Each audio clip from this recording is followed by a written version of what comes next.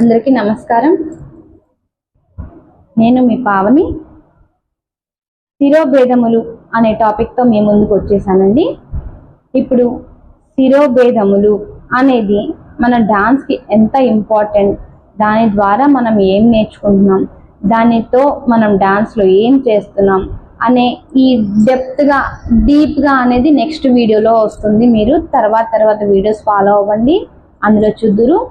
Present మాత్రం just నార్మల్గా శిరోభేదములు అంటే ఏంటి, దాని గురించి శ్లోకము, ఇది మాత్రం మీకు ఇప్పుడు అప్లోడ్ చేస్తున్నాను, చూడండి. ఇప్పుడు మనం నేర్చుకోబోతున్నాము శిరోభేదములు.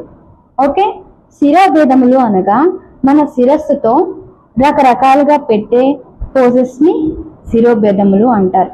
అంటే ఇప్పుడు మన శిరస్సుతో రకరకాలుగా మన ఎక్స్ప్రెషన్ని అవతల వాళ్ళకి అర్థమయ్యేలాగా చూపిస్తామన్నమాట. ఇలా సైగలు చేయటం, ఇలా అనటం, ఇలా ఫర్ సపోజ్ ఇలా ఎక్స్ప్రెస్ చేసే మూమెంట్స్ని శిరోభేదములు అంటారు. అంటే మన శిరస్సుతో కూడా మన నృత్యాన్ని మనం ఎదుటి వాళ్ళకి అర్థమయ్యేలాగా చెప్తామన్నమాట. సో మనకి దానికి మెయిన్గా కావాల్సింది ఏంటి, నేర్చుకోవాల్సింది శిరోభేదములు. ఫస్ట్ ఆఫ్ ఆల్ కూచిపూడి నృత్యంలో శిరోభేదములతో స్టార్ట్ చేద్దాము. సమము, ఉద్వాహితము, అధోముఖము, ఆలోలితము, ధృతము, కంపితంచము, రైట్ టు లెఫ్ట్ పరావృత్తము, right to left up side ఉక్షిప్తము, పరివాహితము.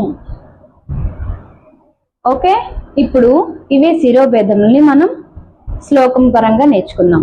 ఓకే, సమముద్వాహితమధోముఖ మాలోలితం ధృతం కంపితం చ పరావృత్త ఉక్షిప్తం పరివాహితం నవదా కథితం శీర్షం నాట్యశాస్త్ర విశారదైః.